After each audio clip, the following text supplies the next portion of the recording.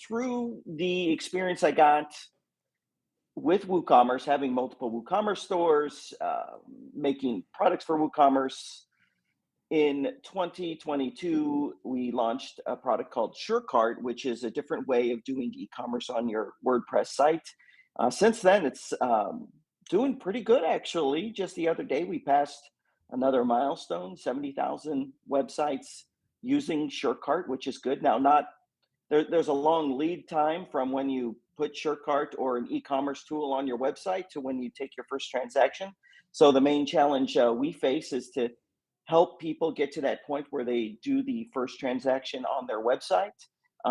There's usually a few month lead time, so we're trying to get that reduced. But it's been a challenge. The hardest thing I think I've ever done is to do an e-commerce tool, because you don't realize when you start how much needs to be built into it for regulation.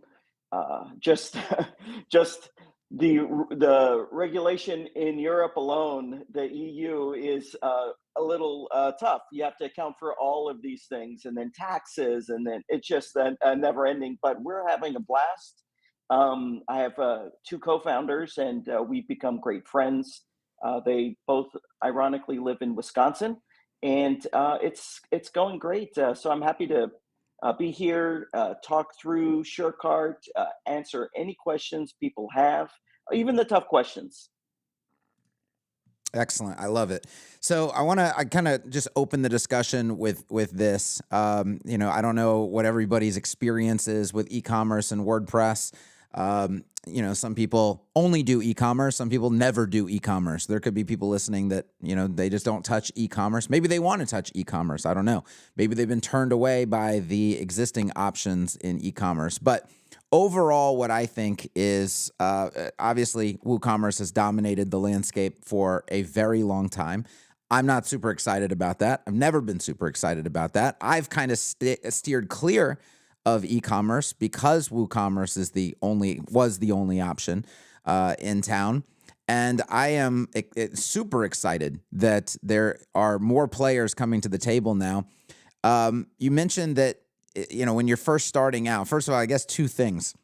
Did you initially start SureCart as an alternative to WooCommerce, or were you trying to do something different than WooCommerce, and then it's kind of graduated to this point? And two, why do you think the landscape of options for e-commerce and WordPress is so small? Why do you think there are no other players really challenging the status quo? Is it because of all of the technical difficulties? Well, those are great questions. So the first one is regarding, so when we launched SureCart, we had a much more narrow scope. We were thinking of more just digital products, services, subscriptions, things like that. That's why from day one, we've been very strong with subscriptions. Most of our merchants heavily use the subscription feature that we've built, and it's there's second to none with all the options you have to take subscriptions. But when we released it, people were like, well, where's the shop page? Well, where's the product page? These things that they expect with e-commerce. And we very early on decided, well, we do need to not pivot this. When you release a product, you don't want to sit there and build it for 5 years and then release it, because you don't know if it will even have been worth those 5 years. You just got to get that thing out there. And so we initially were going after digital downloads, digital products, and subscriptions for services, not physical products. But you can sell anything. But we quickly identified, okay, we got to put our big boy pants on and compete with Woo. But I don't actually view it that way. WordPress is a odd space, right? Where you can be friends with your competitors. You might want to, have a strong competition, but you're friends at the end of the day. There is that weird aspect that you probably don't see elsewhere, and camaraderie there. We are actually an alternative to WooCommerce, but I like to say, we're the good neighbor. We're their neighbor. You'll use us for this. We're probably better fit for you. Or if you have these other requirements, that's probably the better fit for you. And we're good neighbors. It's called the good neighbor strategy. It's actually a real thing. Um, so that is that. I actually forgot your second The question. I second should one be is writing the these questions.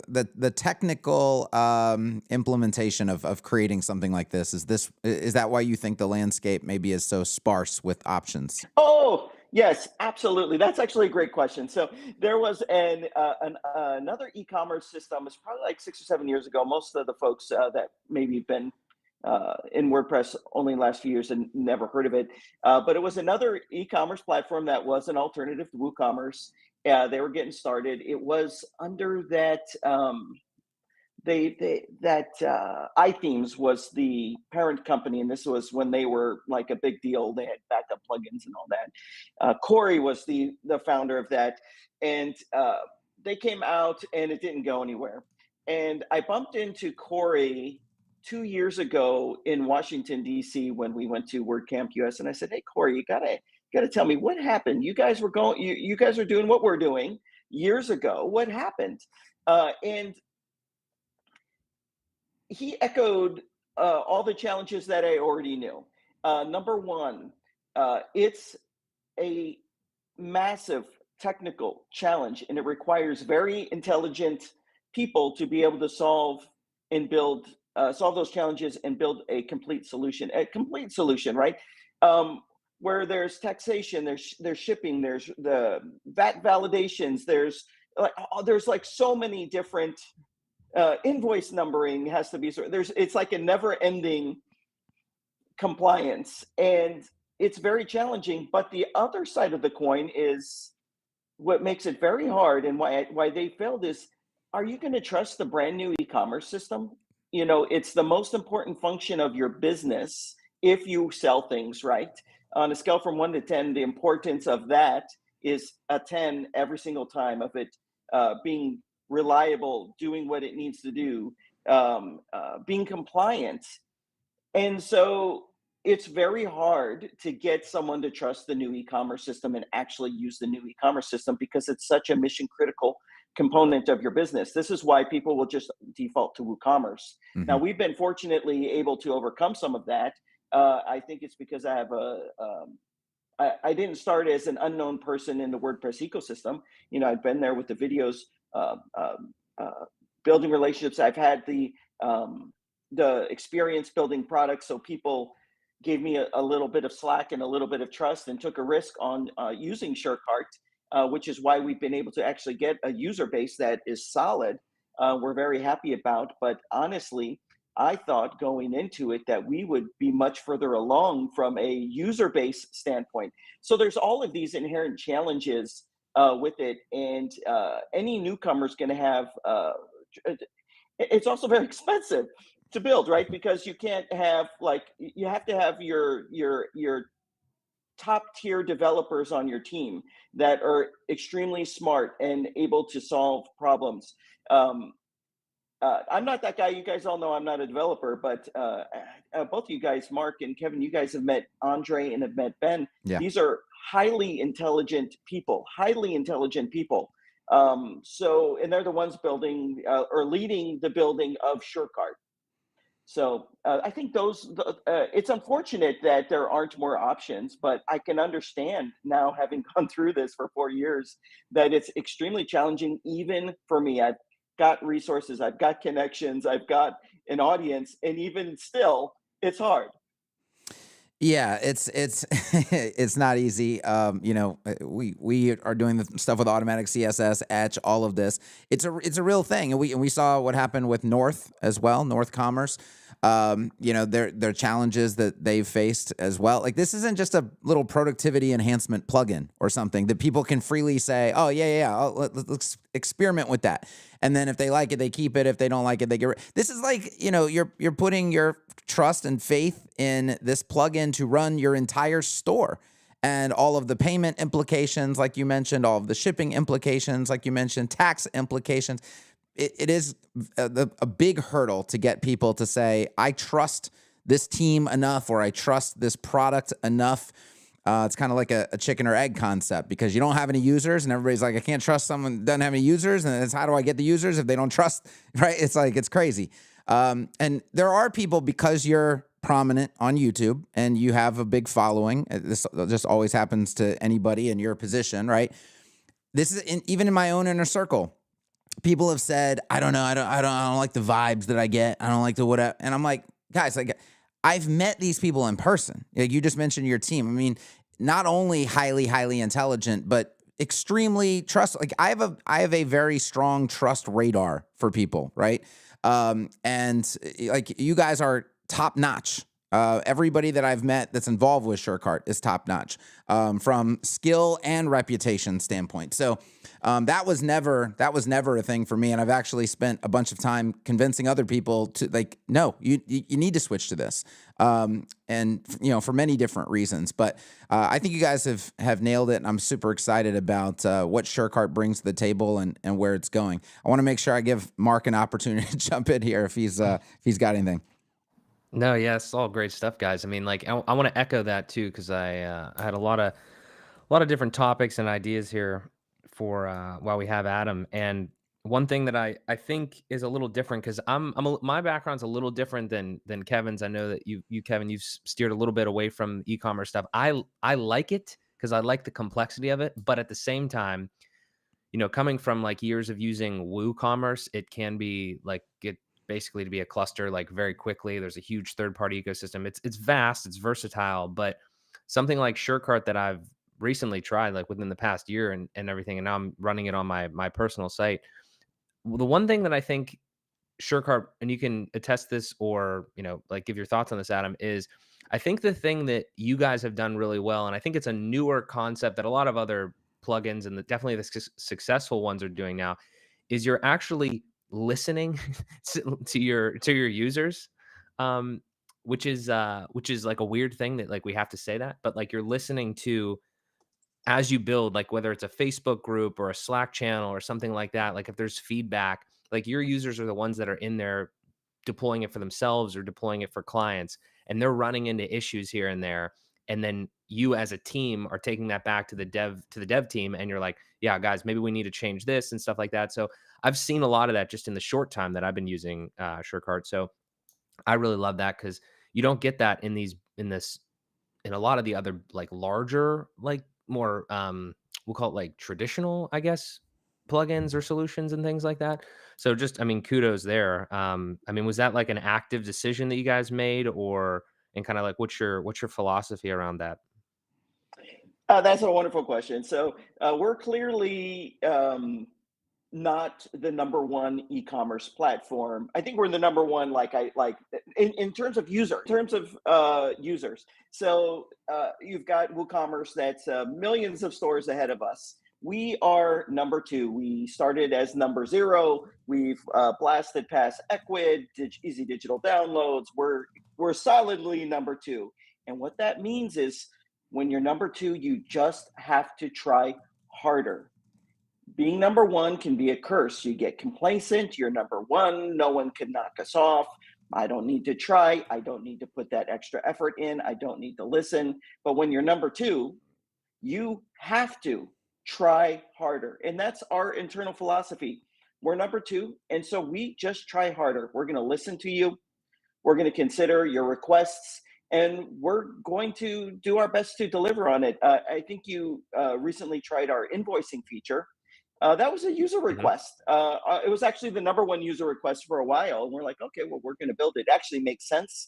But we, are really listening to show all of the merchants that have chosen to go with us that we're going to try our hardest to keep them happy, take care of them, go above and beyond. It doesn't matter what time or hour it is. We're going to do that for you. Yeah, I think the other thing, real quick too, is I think we hit it on a little bit earlier, but if there's one thing that we can clear up for anybody that it's listening or listens to the replay that hasn't tried SureCart yet, is I think there's definitely been, just because of the nature of it being a we'll just call it newer than Woo, so to speak, right? Like that there's some misconceptions that I've heard. And maybe they've been cleared up or maybe they're not. But I think you mentioned it earlier how like the original philosophy, and I remember when like you released the very first beta of SureCart, like the initial philosophy was digital only. So I think I still see like people here and there saying that you can't do physical products. I'm pretty sure that's a misconception. Some other capabilities and things like that. And there's just like once you start playing around with the tool itself, there's a ton of little things in there. Like if you ever want to do plugin licensing, right? Like it has licensing built in now, right? We talked about we started talking about 3.0, the release here of like invoicing, and now you can do custom post types and custom fields and all that.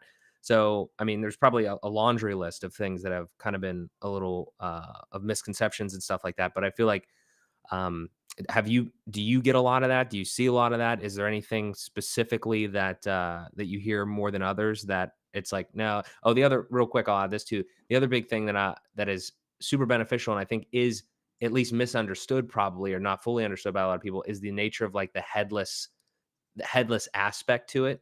Or like, kind of how that works technically and things like that, just because it's newer and probably better. I don't know if you want to hit on any of those types of things, but just any sort of misconceptions that you see out there in the wild that come up a lot. Yeah, well, thanks for bringing that up, and that always gets me in the gut. So we started rolling out our feature set for physical product stores, and for traditional e-commerce, and shop page, product pages, shipping rules, all the things necessary for inventory tracking. All the things, return processing. I'm sorry, they just keep coming to my mind as I'm talking. All the features required to support physical products, and so we shipped all of those last year, and so it does make me cringe a little bit. And someone's like, "Oh, it's just for digital products." I'm like, "Oh," but I don't blame the person that says that. I actually blame myself, because if someone has a misconception, I have to own that one, and say I got to do a better job of making sure people fully understand that this is for any type of e-commerce. Physical products, we have the full feature set, for everything you want to do there. So, but that does kind of make me cringe a little bit when I have heard that said, because it's always said in a dismissive manner, like, "Oh, but that's just for digital products." But that's okay. That just means we need to do a better job, and identifying why people still might have that perception. And you brought up another point of uh, SureCart being a platform powered. So essentially, most of the merchants, they just use SureCart. It's all fine. But there are, since there's a plugin component and a platform component. So in a basic sense, SureCart is a SaaS platform. However, everything is done locally on your site. You now have a custom post type. You can add custom fields. You can do all those like customization things that you want. You manage your store fully on your site, but technically none of that data is sitting there clogging up your database. It's all protected in our platform, which can have infinite scaling. I mean, we use the same tech stack of Twitter, which handles tremendous surges of demand. Probably last week was an incredible surge for Twitter with all the news going on. So we do have this platform component, where we're able to provide more of a managed experience for merchants. And there is, with a certain segment of the WordPress user base, it's kind of controversial. They want everything to be self-hosted, and I totally understand that. However, e-commerce is a little different. It's the most mission-critical part of your business. If you are selling anything on the internet, if it goes down, you're going to feel the most extreme amounts of pain. And so when it comes to reliability, active sellers value that above all things, right? Because if you can't take orders, you're not making money, you don't have a business. And e-commerce is this living and active thing on your website. It needs constant eyeballs and monitoring. So because we have this platform, we're able to spot an issue before anyone even knows there's an issue and resolve that. So a lot of the problems that plague self-hosted, completely self-hosted, we don't, our merchants don't experience. For example, something as basic as and common for agencies, right, or just anyone with a website, you're going to have to make a staging site at some point, right, to make some changes safely and then push it across. You can't do that with self-hosted e-commerce because it's living and active on your site. If you make a staging version and then a couple orders come in and then you push staging to live, you just lost those orders in your database. You don't have that problem with Surecart. It's the platform is this what's called the single source of truth, and because of that, a lot of the problems that plague self-hosted e-commerce, you're not going to experience. That's actually a huge problem that we've had with. So when we redesigned the automatic CSS website, we're on easy digital downloads for software licensing, which I despise. And I've been pressing the team so much to like, hey, we got to switch over to Surecart licensing. Now we did for Etch, like just out of the gate for Etch, we're on Surecart for software licensing, but obviously switching something like automatic CSS, it's a big project to get everybody switched over, but I want to make it happen. But that's a huge thing with EDD. Like we have to like hand migrate around EDD. There's no just like easy, like, okay, we got the new design ready, let's migrate it into the, like, you have to manually migrate piece by piece around because you can't touch EDD. It's just absolute nightmare. So I think that's one of the, and the same is true for e-commerce. It's not just a software licensing issue in WordPress. So I think that's a huge thing that people should consider. It really is, especially, well, so I didn't talk about this prior, but this kind of goes with what Mark was saying about us listening to our users. Every year we do a survey in December. We ask, hey, what do you want? Or what do you don't like? We want all the information. Last December, it was clear agencies want more customization, which has led our development path this entire year. But if you're an agency, I understand why agencies have stayed away traditionally from e-commerce projects because of the added complexity. If you ask people that use traditional self-hosted plugins like WooCommerce or EDD, what is it that you don't like? What is it that's causing you to not want to use these tools? You've used it before. What don't you like about it? The number one thing is their dependency on add-ons and extensions. Metoric put out a report. They do reporting. It's a reporting solution for WooCommerce. It's a couple $100 a month. We have similar features built into Surecart for all merchants.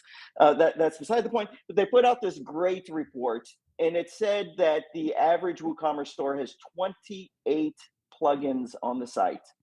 If those plugins have just one update per year, as an agency, you have to manage over 330 plugin updates, where you've got to do the update, you got to make sure it didn't break anything, and this didn't cause a problem with that one, and this, and then, that's 30 different vendors that you got to know, who do I reach out to fix the problem? I mean, it's a mess. So we want to be an e-commerce platform that agencies can feel confident in, that their customers are not going to, all that, the burden of all that work doesn't fall on the agency, right? It's just like this seamless thing. We got you. So there's just these basic things of having a site that are much difficult with fully self-hosted solutions. The same thing with add-ons too that people need to keep in mind, because I hear all the time like, well, WooCommerce is free. Oh, WooCommerce is free. It's not free. It's not like you get into any real project, all of the add-ons that you need, it gets very, very expensive very quickly. And things like software licensing. I think I pay $1,000 a year for EDD or something like that, right? That's cost that I wouldn't have to pay with SureCart's licensing system. There's another $1,000 a year I think I pay for the affiliate side of things, which I don't think I would have to pay with SureCart. And then bring SureTriggers into the mix versus the costs of Zapier. That was actually one of the things. This is when I started using SureTriggers. This is one of the things where I was like, damn, this team has their shit together, because I fully expected, like when you first showed it, I was like, oh, this is gonna be, I don't know, some half-assed version of Zapier or something. It's only gonna be able to do very limited things, I didn't even want to try it almost. Like I was just writing it off. But Zapier kept getting more expensive, and they changed the UI, and it, to me, like got harder to use. There were certain things I wanted to do with it, and I was like, you know what? I'll give SureTriggers a shot. So I install, I start setting it up, and I'm like, man, this is like it's not just good. It's not just as good as Zapier, in my opinion. Like it's easier to use. It's easier to do more advanced things. It's more enjoyable to use, has a better UI. All of the boxes were checked for me. And then the way it seamlessly works with SureCart, and then all of the integrations that I'm able to do that I want to do behind that. I very quickly moved everything off of Zapier and saved a bunch of money doing it too. So there's a lot of good reasons. Just if you're looking for financial reasons, we got to get rid of the WooCommerce is free thing. Because there's a lot of financial reasons for using SureCart, in my opinion. Yeah, it's funny. We come up against that, especially in our ticket desk. Well, WooCommerce is, this perception, and this is actually something else we're working to solve right now. We actually are going to release some new. I don't know if I've mentioned this to you guys, or if I've talked too much publicly about it. We are releasing new pricing plans the problem we're trying to solve is the perception that we're expensive. And I think it's just one of the drawbacks maybe of the WordPress ecosystem, and we're trying to be more agency friendly. But when I sit there and I add up our feature set and what it would cost with WooCommerce comes to like over $3,000 per year for a similar feature set. Now, obviously, not everybody needs all the things, right? So you need half the things, you're still at $1,500. We'll say you need, 25% of the things, you're still at $900 a year, and that's the reality. And guess what? That doesn't even come with support. I don't know if you knew. Like, if you have a problem with WooCommerce, good luck. There's no one to go to. And these are usually complex problems. Maybe with your database or something like that, or some negative interaction between plugins. And so actually WooCommerce does have a support plan. I think it's I was sharing a screenshot the other day. I think it's like $250 per month. And so, I'm like, don't you dare tell me that SureCart is expensive. When you look at all of these things, but I understand where some people are coming from as well, especially the agencies. But and I'm glad you've tried SureTriggers. SureTriggers is like the secret sauce, because you can do insane things all automatically with SureTriggers. We're about to, we recently released an invoicing feature where we're going to make it so you can just automatically create invoices through automations and send them to your clients. So you're really able to do things that are just not possible with WooCommerce or traditional e-commerce, especially when you mix in SureTriggers, because we control it. And Kevin, we have, like, we're there for you. Like, if you need to contact Zapier, good luck. 100%. If you need to contact us, I think you had a question about Notion the other day, and there was some kind of limit, and we were able to get an answer over to you. And we're here for. We just have to try harder. I'm always going to go back to that, and this is ingrained in all of our teams. We have to try harder. We have SureTriggers, same thing. We're the underdog. Well, not so much the underdog. We're like the top platform now for WordPress. But we're the underdog compared to like a Zapier, and we're going to always try harder. Yeah. Love it. Yeah. I wanna echo that real quick because like as we've been talking, I've been like, there is a list of things that I've used on past projects, like past WooCommerce projects, and then now if you have, I can't speak to specifically what plan, but we'll just say like the full feature set of SureCart. Like obviously all of the normal, we'll call it standardized e-commerce stuff that you could possibly want. Like when you think of an e-commerce platform, you have that. Now you have invoicing, you have an affiliate platform with all, this is all within SureCart. Licensing, custom post types, custom fields, subscriptions, pay what you want pricing, installments. I was just trying to do an exercise in my head of all of the extra extensions in the WooCommerce marketplace that you would have to get. And you mentioned it like, you did the math and maybe like $3,000 or whatever. Like, again, maybe not everybody's going to use those things, but for somebody like me that I don't know what I'm gonna do. Like, like I look at my website and I come to Adam. Adam knows I've probably come to him too many times. Like, hey, can we do this with this? Like, how is there a way I can do this or whatever? And it's like it's just there's so many options here, and I didn't have to like expand my tool set any further or try to like vet other, plugins and things like that. So it's just I don't know. There's just there's a lot rolled in here. A lot of There's value there's also a benefit of it all being seamless. for So sure. this really comes to light when you use the affiliate feature that we built. We've interweaved elements of that throughout the UI. So if you're looking at an order, you can see the avatar of the person that referred it if it was a referral. Everything's just interweaved, making a coupon for an affiliate. Overriding rates on individual products for certain affiliates. It's all just a very seamless experience that you can't even replicate if you're piecing together third-party plugins from different plugin makers with different UIs. You really can't replicate the experience of a seamless solution like this. And also, let me just say with affiliates, we're about to launch payouts for that, automating the payouts to give you a point of Oh, wow. reference. If you want to automate payouts with, say, affiliate WP, they haven't. Just make sure you look at the rates. Yeah. It's between 6% and I think like 11% a fee you have to pay to automate payouts. We're not doing it via PayPal. We're doing it via Stripe. So your affiliate connects to their Stripe account, and Stripe doesn't charge a fee for this. You can just click a button, boom, pay them right on out. I love That's that. amazing. I love that. Oh yeah, right. Because it's a pain, right? I mean, Yeah. With it's tedious. EDD, I print out a spreadsheet and then I take my little spreadsheet over to PayPal and I manually, like a chump, type everybody's name in and manually send their payment over. It's a pain in the ass.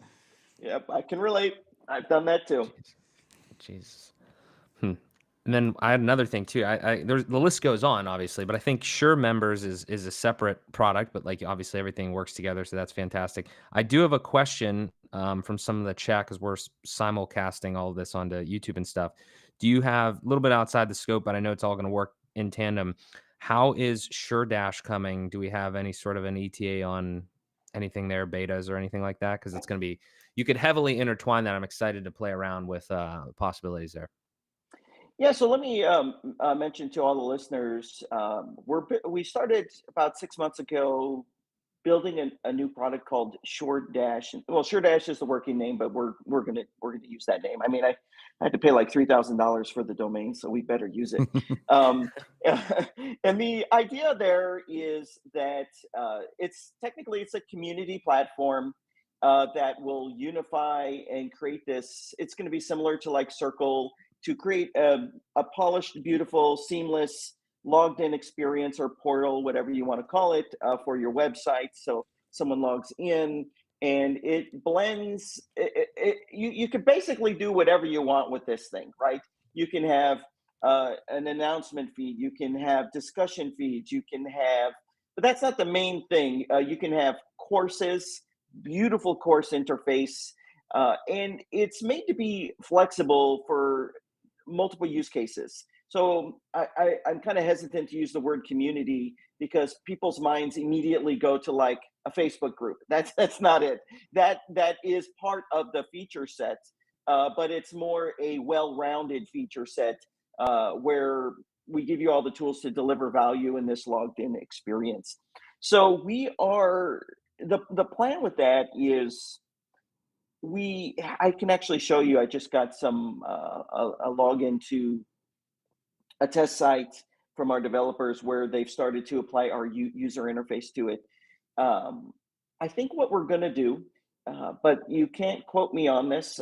Final decision will be made today or tomorrow. What we're going to do is probably next week, we're going to launch an alpha. And what an alpha means is that means not that this thing's buggy. Alpha is going to mean it doesn't have its full feature set, and it's probably not going to have the full feature set polished up for 2 to 3 months. But people want this now, so let's make sure we ship the content feed and the course part now. And then maybe in a month, we ship the discussion part. We've already built it, but we want to do it right. Maybe a couple weeks later, we release leaderboards, and then we release events, and you've got everything going. So that's kind of what we're thinking right now. I actually haven't communicated this to our group of users that are anxious for this yet. But the idea is just to have this unified experience when someone logs into your site. Because right now, if you say you want to have courses and you use a course plugin, and then you want to have events, and now you got to find an event plugin, and the user experience on the front end is different for both, and it just looks just strung together. And so we're trying to solve that problem. I think I can work on how I describe it for the future, but that's the description I'll give it right now. So that's kind of what we're thinking as of today. That's awesome. I'm probably going to experiment with it for the Etch community at minimum. Like I'm super excited about it. Obviously, Circle's great. It's great. It's expensive. I think I did ask you.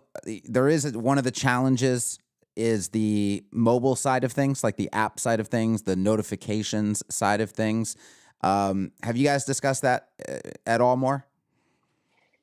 Yeah, we've got to have that figured out. Like not like have executed a plan, but have a plan figured out by next week when we start letting people have access to SureDash. This alpha.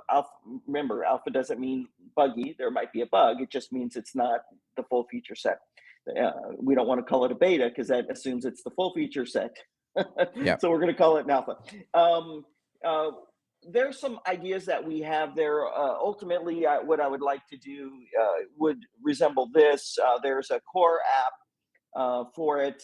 So it's not like a white labeled app, although I'm sure that could be done at some point. And there might be like a QR code in the app where they would pull up the camera, scan a QR code that would be displayed inside of your SureDash instance. And then that would configure everything for the user. And then they could get push notifications and things like that. But that's a high level idea. We have to see how far we can execute on it. But I do know that is a big part of what makes Circle work or Facebook work when you're on the go. Excellent. I do want to put this out there for everybody as a reminder. If you're in the X Spaces with us, you can come into the speaker pool. Even though this is a slightly different format than we normally do, you are still able to participate in this, whether you want to ask Adam a question or just bring up a general e-commerce topic. So feel free to raise your hand there, hit the button to jump into the speaker pool, and we will bring you on. I also have a bunch of people watching on the YouTube stream, and I'm sure Mark does as well. And there's a bunch of comments rolling in there. I kind of want to put this out to everybody. Like if you are, maybe you haven't tried SureCart yet. If you are on WooCommerce, if you are in the e-commerce space, if you are thinking like, I would try it, but you have XYZ kind of question or challenge, or you're not comfortable yet moving over, tell us why. I would love to hear why. I personally think that SureCart is at a place where it's an easy jump. It's a no-brainer jump to at least experiment with it, especially if you have a smaller e-commerce project coming up and you're worried, you're not ready to tackle a giant project with it. But if you have a smaller project, I would 100% tell you to experiment with it. But if you have objections, or you're not comfortable switching yet. Tell us why. I would love to hear what people's objections are, what they're currently considering. I've also got a couple of people in the comments who are talking about they weren't comfortable with any e-commerce in WordPress. They're currently on Shopify, but they hate the fact that it's an owned platform. It's not under their control, and they would love to bring it over to any e-commerce solution in WordPress. But they haven't yet. So I would love to hear why you haven't made that jump either. Let us know what these objections are, and let's discuss some of them. We have Ruben in the speaker pool right now. Ruben, are you with us? Yeah, I am. Can you hear me? Yep. Yeah, I've got a question for Adam. I'm curious, what's your approach or philosophy on third-party devs for SureCart? I know I've used WooCommerce on a handful of sites, and it's always feels like a gamble when I install third-party plugins because I don't know how well they're developed. So yeah, kind of curious what your thoughts are on that and what your approach would be. Yeah, that's actually a really good question. So it's actually good. It's a sign of a good product when there are third-party developers that want to and actually are making add-ons for it. For SureCart, we have one, and we're about to have a second one. And what we do is, it's actually a good thing, right? Because obviously, we're not going to build everything. So, like some of these niche things that someone might want, we're probably not going to build because it's so niche. We need to build what all merchants are going to use or most likely use. So what we're doing is being very communicative with them, engaging them, being very communicative with them to let them know what we are going to be doing and what we're not going to be doing, or what we're not going to be doing for a while, just due to our long-term plans. And so we do encourage them, if someone's a third-party developer and wants to develop something for SureCart, we are very encouraging for it. In fact, there was someone that sent an add-on yesterday to me that I think it's like a points and rewards system, and I had to ask him to not. I had to ask him to change his product name. So with that, our approach also is don't make it sound like we're the ones making it, because we don't want you to make market confusion. So don't call it Sure something, because that would immediately put in someone's minds that we made it. So call it whatever for SureCart, please. We've got trademarks for everything, of course. But also, if a third party developer makes something that we're already planning on making, but they just release it quicker, that's not going to make us change our plans. We're going to still release the same thing, because it's kind of a double-edged sword a little bit, because some people are coming to SureCart because they don't want to feel like they have to add a third party add-on. But these are like real niche things, very niche things that the one developer and this new developer is making. I hope that answers your question. I wasn't sure if you were asking, is SureCart going to end up like WooCommerce? I don't anticipate that. But we do have an open API, and our code in the plugin is fully open, and people can make it do things that are kind of outside of the scope of an e-commerce plugin. Yeah, that answers my question. Yeah, thanks. Okay, thanks. Awesome. Thank you, Ruben. We've had SK kind of bouncing in and out. Are you with us? I'm going to call you SK. I'm not going to tackle this name every single time. Sathi, are you there? Yes, can you guys hear me? Absolutely. All right. Okay. So I was driving, that's why I'm going in and out. But with that said, Adam, I remember watching you like from 10 years ago, how to make a child team kind of thing. So I've learned a lot from you. Thank you for that. But with that said, a lot of my clients, so I run an agency in Asia, right? So a lot of my clients during COVID, they needed WooCommerce or like some kind of e-commerce solution. And that's why we went into WooCommerce. And I quickly realized that WordPress is not a shopping cart because, it becomes super bulky and some of the plugins won't update in time. So it'll just randomly break and you're going to have a lot of security concerns and all that. And we cannot go to clients and be like, oops, we chose the wrong plugin. And they will be like, no, you guys are the the tech people, and you guys supposed to figure it out, right? So we went through all of this, and then we ended up like, switching all of the clients on our own cost to Shopify to avoid all of these problems, right? But I've been looking at your product and I want to go to clients and pitch a product, but I'm not exactly sure how to do that because you guys are not a name brand yet. And I would love for you to tell me, like, how can I go to my clients who are interested in e-commerce, are already using Shopify, because we introduce it to them, right? Because WooCommerce are just totally, completely, utterly shitty. How can we like pitch your product now? Give me the pitch, and I want to try it with my clients, and I've been like playing around with your product, but I'm not exactly sure how to sell it to clients who have real money, real business, and this is in Asia, right? So we also need to like figure out the multilingual part, but I think we can figure that out. But more towards like how to pitch such a niche, new up and coming product like yours to a client that's like already using Shopify and all that. Well, that's a great question. I appreciate you posing it to me, and I will do my best to answer that. So we're getting into some sales aspects of it, which I really appreciate. So SureCart is actually not new. There was someone had made like a video recently that I had some objections to. They were calling SureCart new, untested, and all this kind of stuff. And I'm like, we've kind of been on the market for 4 years now. Well, we've been building it for 4 years. We've been on the market for about 2.5 years.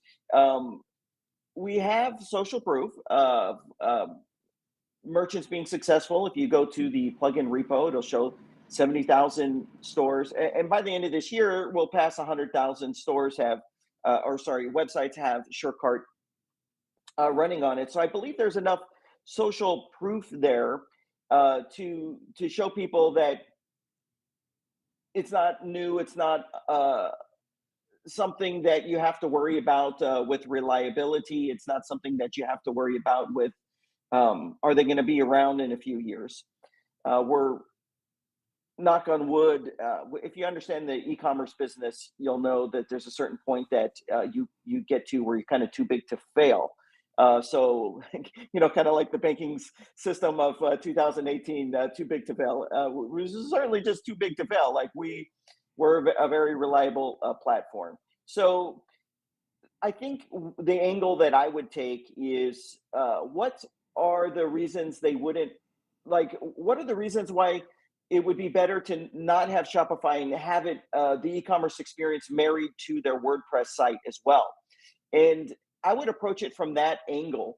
There's more seamless experience. I'm assuming that these clients also have a website, but the e-commerce is on Shopify. So there's a wonderful benefit of having it all seamlessly integrated on your website from a branding standpoint, from a customization standpoint, all of these things. So versus having separate websites essentially, right? Because that's kind of what Shopify is, like a website. There are lots of benefits. I think I'm struggling here to answer your question so well. I mean, it depends also if your clients care about the costs that they pay for things, because we actually don't try to highlight the cost benefits of using SureCart, but there are significant cost benefits to Shopify.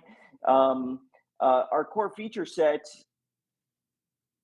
is not like a similar core feature set of what you get with Shopify. For example, with the revenue boosters of cart abandonment, order bumps, one-click upsells. At the very least, they should be using cart. Every e-commerce store should have cart abandonment. Integrated affiliate platform, everything working seamlessly together on your website. When you add extensions to Shopify, it gets really expensive. You think WooCommerce is expensive, it gets really expensive. So there's also cost benefits there as well. So I think this is something that I should think about to help agencies that are in this situation where they would like to move someone to SureCart, but they kind of would benefit from having a list of all the angles that they can go at for that. So you know what I'll do here is I'll make a note here, and work on creating kind of a cheat sheet that an agency could use to crystal clear, uh, use in their sales process with their clients. Especially we're switching over to have a heavy focus to agencies with our pricing, with our feature set. So uh, that's my best job at answering that. I hope I did okay. Yeah, I think I should have refined the question a bit and told you about who are my clients. So these are like, personal trainers, people who sell stuff online. They used to have like, brick and mortar, but during COVID, they transitioned to selling it online first, right? Which is why like your product fits their need, right? They can sell the membership, they can sell their training and all that, process the payment, all that. But the thing is that they have heard of the name brand Shopify, right? And it's kind of easy to sell because if you go to Shopify website, they have like the use cases like how X and Y personal trainer is using our product. Like, that's like already broken down. So I'll just show it and we'll discuss it and they get it, right? But when it comes to like new products, sometimes they're like kind of scared because, it involves money, their bread and butter kind of thing. They don't want to take a chance unless it's already like enough, as you say, like social proof or like something that's already there. You get what I mean? So I totally get what you mean. I think Kevin was going to jump in. Let me add one thing. One of the things we are working on is we're going to be having a new website probably in the next 3 months that I think are going to help with this case that you're talking about. We'll have better use cases, but we'll also have case studies because I think that's what I hear you saying. Because Shopify, number one, obviously it has the brand recognition, but number two, you go to the website and they've got the case studies here, and they do a really good job of that. I mean, you gotta hand it to them. I don't know if you've seen on Twitter when the CEO is, I think he's the CEO or co-founder. He's going after brands, saying, "Hey, I feel sorry for you. We could take this over for you," and then he wins them over. He does an amazing job of that, and Shopify is definitely top of their game. And we'll make those improvements because we have merchants. I don't know if you're in our Facebook group, but we had one merchant like 2 weeks ago sharing, hey, this, and it's the same niche as you, by the way. Here's my client. They processed $1 million in the last 8 months using SureCart. They love it. And then that caused someone else to share their case study. And so we have tons of those. We just have to gather them and present them on our website. But this is something that we have already started working on to level up our own branding. I mean, this is just me being like vulnerable here. Level up our own branding and have those same things there to make it easy for agencies. I really appreciate you posing that question. SK, it sounds to me like if I'm hearing you correctly, you trust SureCart. You would go with SureCart. It's your clients needing to be convinced to greenlight that. Is that what you're saying? Sathi? Oh, he fell off again. Maybe he went out of his zone. He said he was driving. So Also, though, if he comes back, I'm sure SK is going to come back there. The thing I would add to that, Kevin, is we should roll into this kind of topic. Like, it sounds like this isn't even a question of like Woo versus SureCart. This sounds like a Shopify versus SureCart, which is a really big topic that I'm sure Adam can hit on, but we'll kick it back over to SK. But like, that's an issue in e-commerce land, not just WordPress land. So yeah, we're not. Yeah, it's not just an option against Woo for sure. It's not. We should be having that Shopify conversation. SK, you back with us? Yes, I am. Sorry, guys. So I want to make sure that I don't make the same mistake I made like during choosing WooCommerce. So when I go with the clients, right, I gotta go with them and be like, hey guys, we know we introduced Shopify, but there's this another product that have like these X, Y, and Z feature that we like, and I gotta really evangelize it, right? So it'll be helpful if we have like examples. We'll have some kind of case studies in their same group so that it doesn't seem like, oh, SK is going to make the same WooCommerce mistake again. You know what I mean? Yeah. I think for me, because you said, who are your target market or your general customers again? Yeah, so these are like people like trainers, people who do like things from home, like therapists and all that, who used to do it brick and mortar, but during COVID they transitioned. What are they selling though? What are they selling? They're not selling digital, right? They're selling physical. Their sessions, all that online.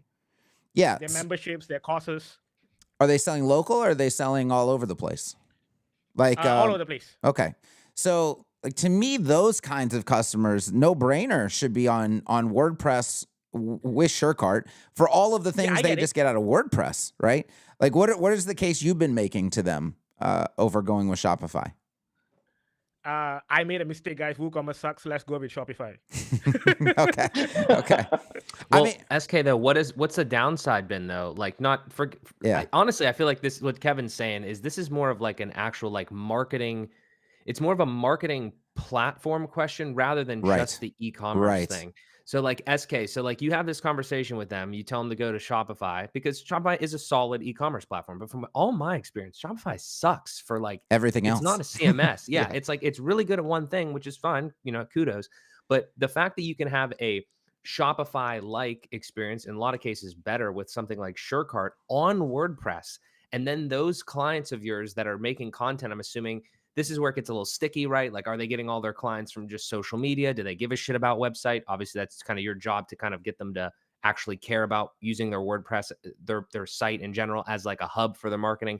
But I'm seeing a lot of opportunity there to kind of, you know, paint WordPress with SureCart and all the other things that WordPress brings as an opportunity, a really good play for them. They could build something incredible, like a whole marketing hub right on their website. There's probably, you know, pros and cons to doing those types of things and everything like that, but I love going that way No, personally. So 100%. And then tie that in with what's capable with sure triggers. That to me is a no-brainer. Like if you're going pure e-commerce, okay, that's a tough conversation.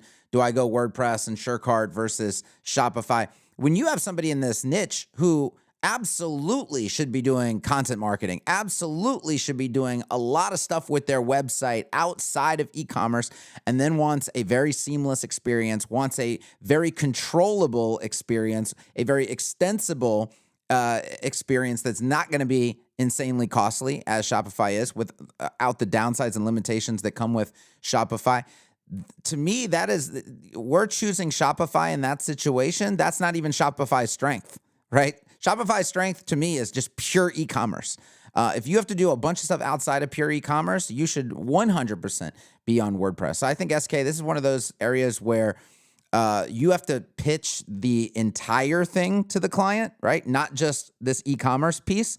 Pitch the whole vision of how this marketing tool comes together and all these pieces fit together, and then reassure them because we are talking about a platform in SureCart that does have a massive team behind it, that does have a massive amount of money behind it. This is not a test case scenario, right? It is a very stable platform. It is a platform that's going to be around a long time. So this is where your client has to lean on you. And I know you don't want to make a mistake like you made with WooCommerce, you feel. I don't feel that that's going to be a mistake in this regard. But they really need to lean on your expertise and what you know to be true about these things, and not just focus on brand and name recognition and market share. I think that ahead.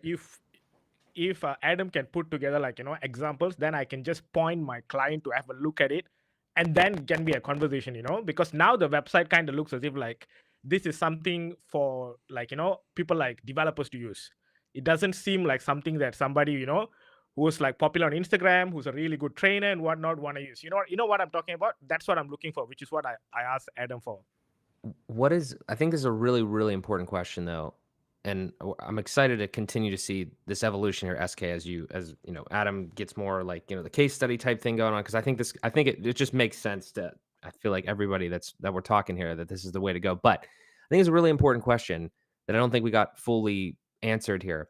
When you say that you made a mistake going from Woo to Shopify, or like Woo didn't work out, so you went to Shopify, was there something that was there like a shortcoming of like the WooCommerce setup? Like, did something happen there, or was it just like we need to go to Shopify?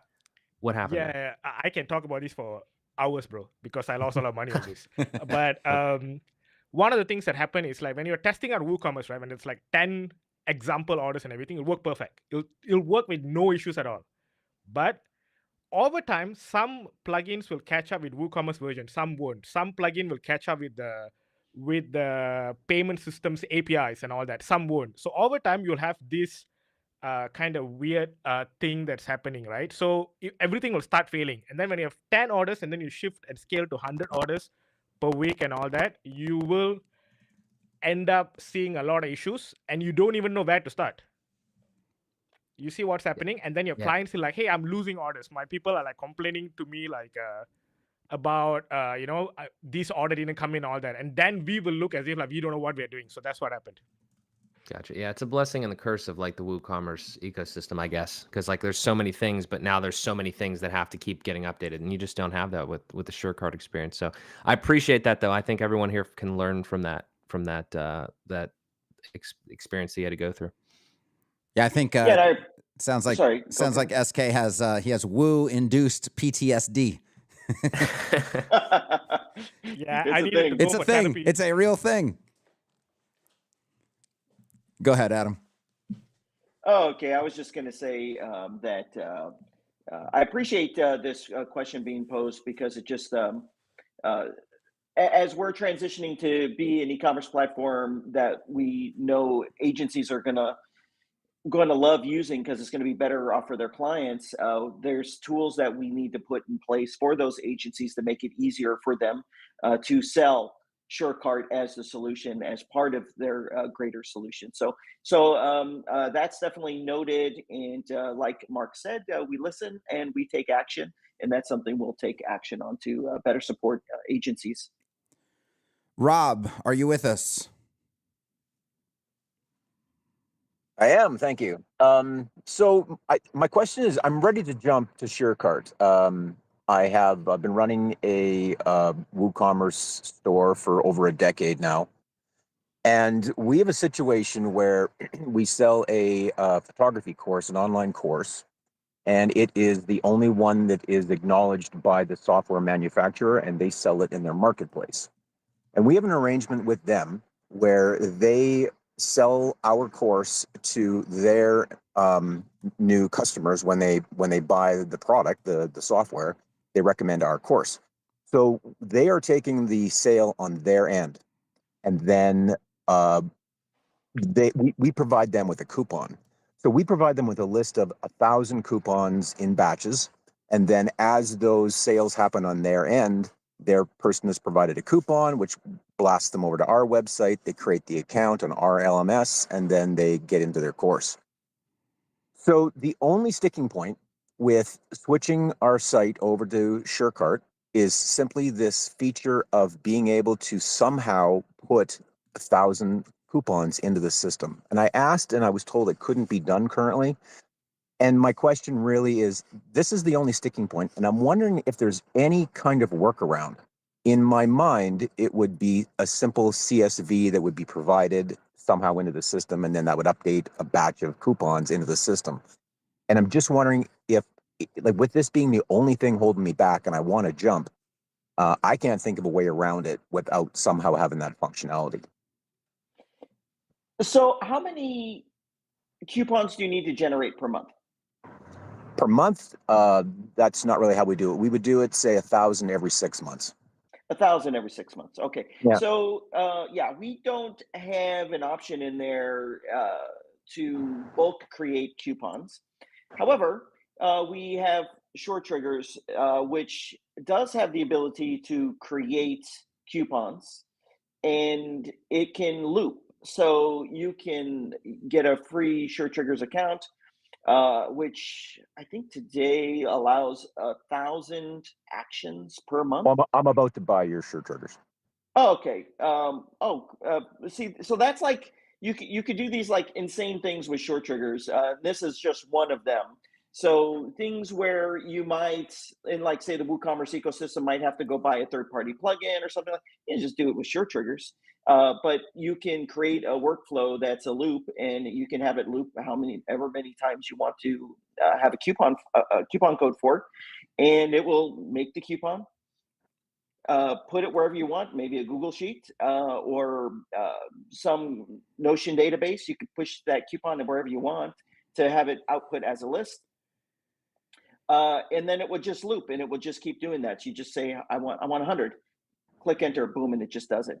That's just one example. We do cross-store selling ourselves, by the way, and we pull that off with short triggers. So we recently launched a plugin There's a lot of great forum plugins. I'm not saying anyone should switch to this, but we have our own.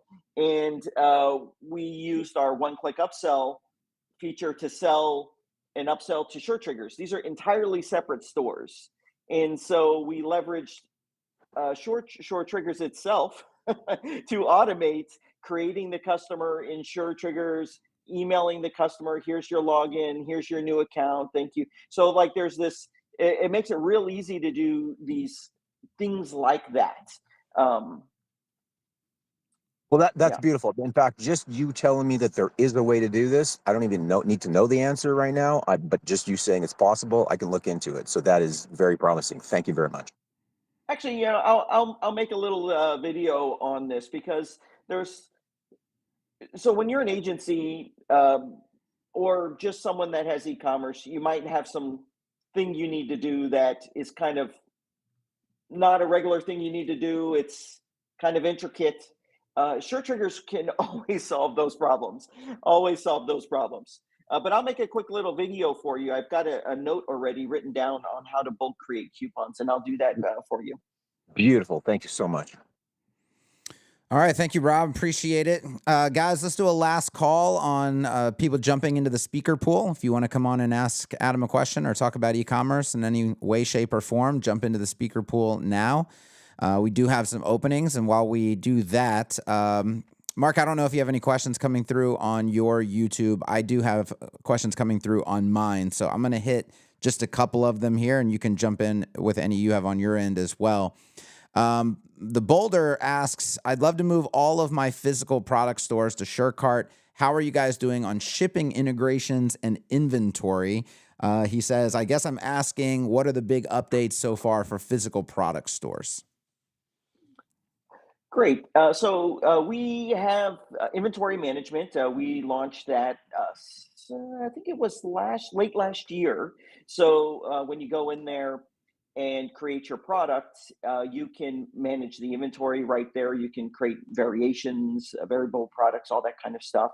So we have that there. Now, when it comes to shipping, we have shipping rates and all that.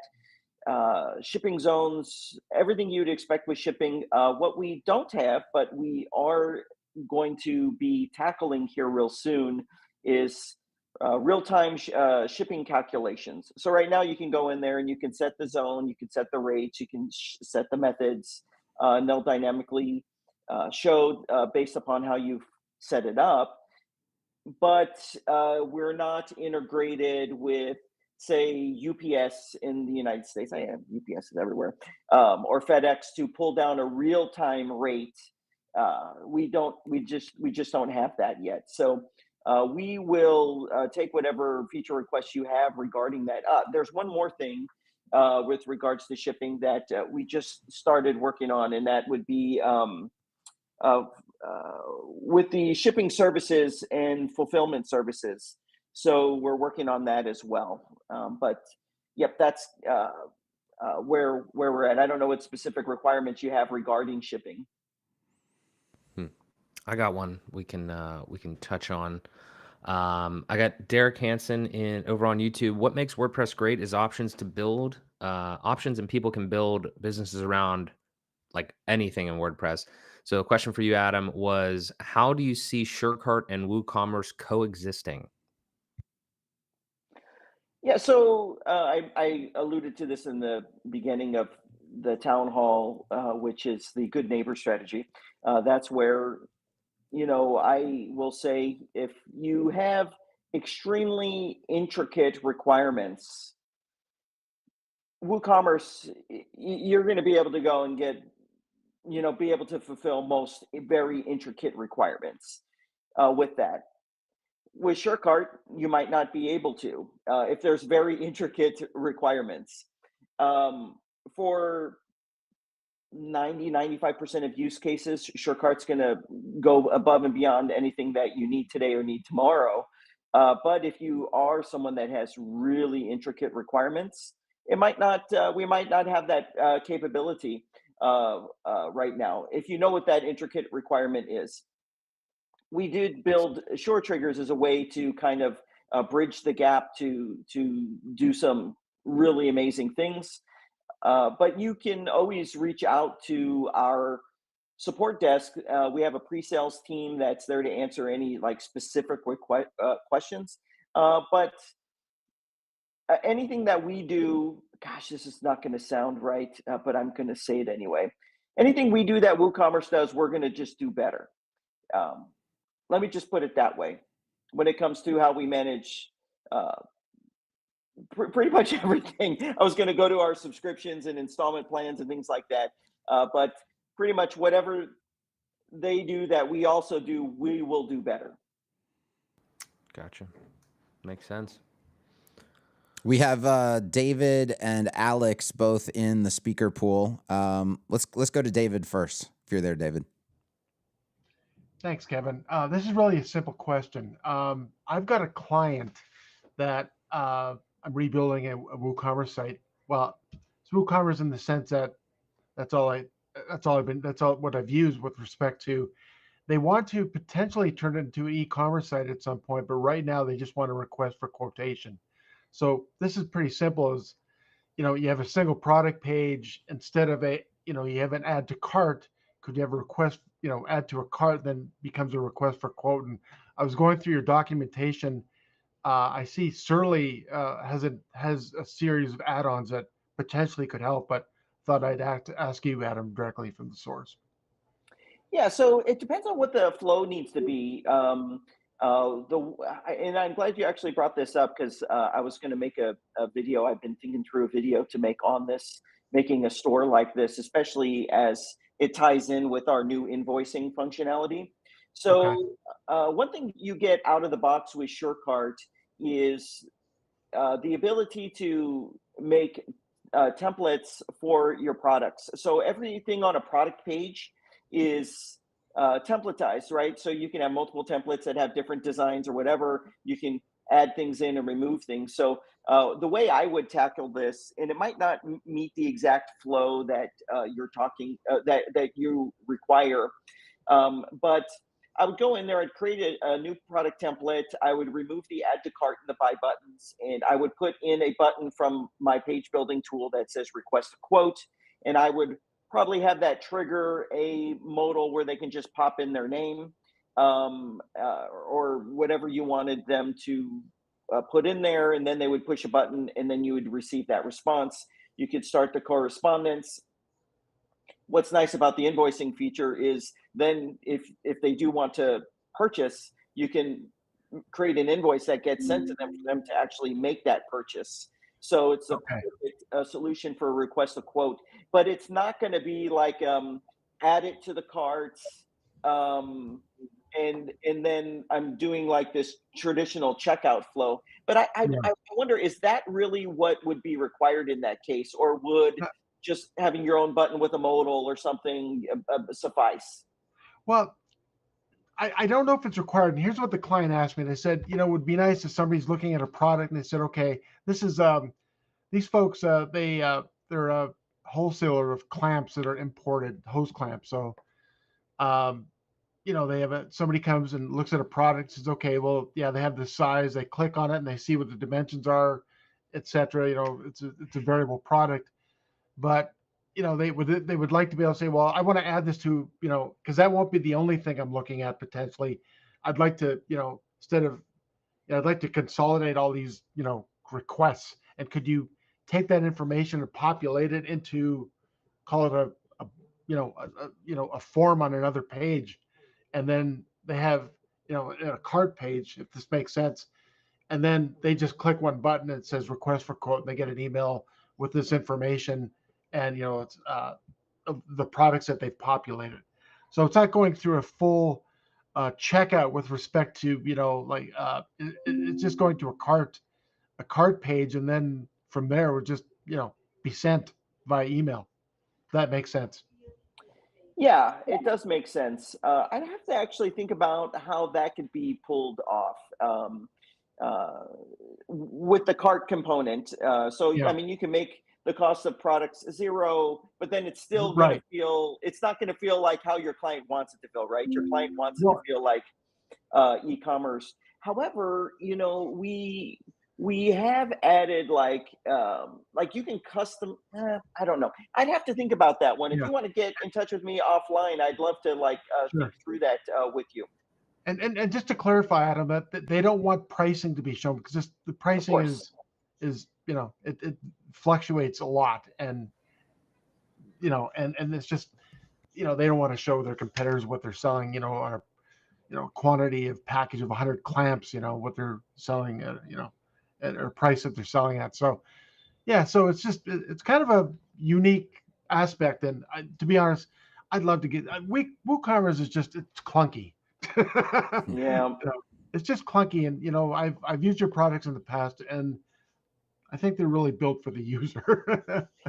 That's exactly it. Yeah, we try to build everything for the end user, but Yeah, still have the power for the developer or right, the right, implementer to be able right, to accomplish what they want. But I like your right. use case. If you probably know how to reach me, if you could reach out to me, I'd like to Sure, I explore will. that further with you. Real, thank you. I appreciate your response. Yes, thanks, Yeah. David. Yeah, real quick on that too, David. I literally had that happen to me before in the past. I had to do that with WooCommerce, and I think there was a plugin or something that I used at that point. But I'm very interested in that use case too, so I'll work with you Yeah. guys and Adam Well, and see if there's anything I can experiment on my end. well, there's all the requests for quotation plugins that WooCommerce add-ons, but in my opinion, they all do something a little bit different, and there's always something missing, and they're clunky. I don't know if that's Yeah. a good way to explain it. Yep. Yeah, and it's a perfect fit for our new invoicing feature where so if we made it where you could request a quote via the cart system and just do it a little different there. Right. And you can fully customize that checkout experience to make it look like I'm now just requesting a quote for these products. There's no shipping and stuff like that. You can make it feel how you want it to feel. And then later send out the client can send out the invoice to actually collect the payment. It fits in perfectly with what we are doing already. Excellent. And just one last question. I think I know the answer to this, but I just want to check in. You guys are now integrated with Bricks Builder, correct? Oh yes, version 3 the Okay. final version got pushed out to everyone a few days ago. You can do spectacular things with bricks. We put a ton of effort into that to get that done right. It's very exciting, but yes, fully integrated with the Bricks Builder, granular control over every little thing. Okay, excellent. And yeah, and I'm also an ACSS user, so so that's important as well. Excellent, Absolutely. excellent. We're about to do a bunch of work getting ACSS seamlessly integrated. So with everything that SureCart's doing. Yeah, we want it. Good stuff. All right, we got about 8 more minutes to go. Let's I got Ruben in the speaker pool. Ruben, you there? Ruben. Oh, the other Me, Ruben. Ruben, or the other sorry, Ruben? Ruben Garcia. Whoa, thank you, everybody. Can you hear me? Yes. Yes, Okay, sir. thank you. I have a question. One of my clients, for Adam, has we moved her from WooCommerce to Shopify. They make about $20,000 a month selling makeup and fitness-related items that she does.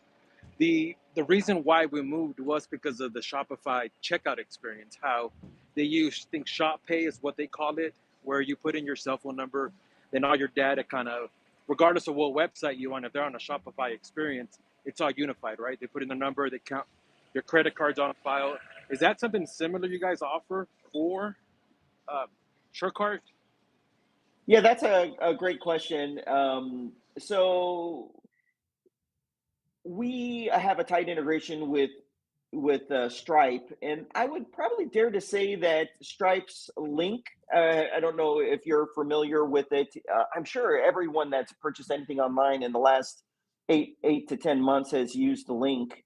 Link is if you've ever purchased anything and it actually went through Stripe, you can do the same thing where you just enter your phone number in. It sends you a text, you do the code. Now all that is usually automated, like with iPhones and Mac computers. And it's kind of like the same exact experience. And I would almost think it's probably better in the sense that ShopPay only works for Shopify merchants. I'm sorry, Correct. Yeah, you're right. stores there. Where Link is not just one thing, it's like all across the internet. link is right there. And so I think they might even have a larger user base. So we do support link, and I was actually thinking it was a crazy idea of, will they let us use Shop Pay inside of SureCart? I think they might be actually opening it up. I was listening to one of their quarterly earnings, I think last quarter, and they might open that up. But we do have Link, and it's a very seamless integration with Link, which is a very good alternative to that, and it's becoming more and more popular each month. It's a little scary, but I'm interested in moving her over to SureCart. Yeah, I think it'd be a great move to have it all in one place. Her website, her blog, her brand, and all of that. And then when you mix in all it'd be a really good experience. What I'll say too, for anybody that's kind of in the same spot as Ruben, because there is a lot of friction in migrating, and I talked earlier about migrating ACSS and migrating frames and the thousands of licenses and all of the everything. There's a lot of friction, and it's not it's a scary proposition, right? Here's the thing with SureCart. You reach out to their team, and they're going to work with you like almost one-on-one. And I don't think they do this just because it's me. Like, I get the feeling, and I've heard from other people, they just do this in general. It's kind of like the culture of their company, right? So if you are thinking about making a move or a migration like that, you don't even have to commit. Just reach out to their team and kind of let them walk you through what the process will be like, and what they can assist with or not assist with, because in my experience, they're just very open to helping people make these and this is not the kind of service, the level of service that you're going to get with Woo. And when we have people coming on saying like, hey, I really wish it did this, I really wish it did that. If those are good ideas, the SureCart team is the kind of team that is immediately going to start to implement that stuff. And Mark alluded to that earlier and talked about that earlier. And I've seen this in their Facebook group over and over again.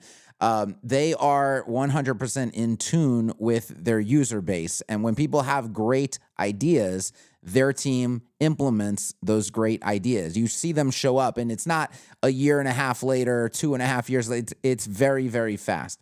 It's the kind of stuff that, one, you don't get elsewhere, and two, that should make you feel very, very, very comfortable about using a product like SureCart.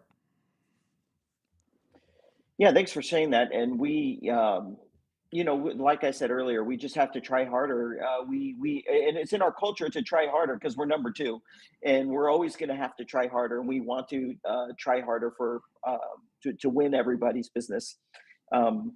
Before we wrap, I wanted to just mention something that we have going live soon, specifically for agencies, because I know a lot of agencies, well, all the calls were like agencies. Is it okay to talk about something we have coming for agencies for a minute or two? Yeah, 100%. Absolutely. So we're releasing an agency program. Any agency can join this program. We're changing our pricing to be more agency friendly as well.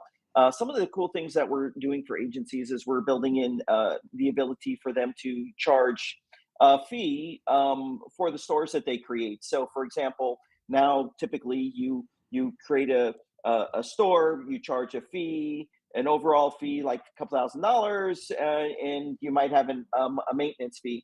Well, you can also add a percentage fee to all transactions that will be taken out when each transaction happens. This is actually very common in a lot of industries where if you're the facilitator, you charge a fee. You take a fee of all the transactions. We're going to facilitate this for you.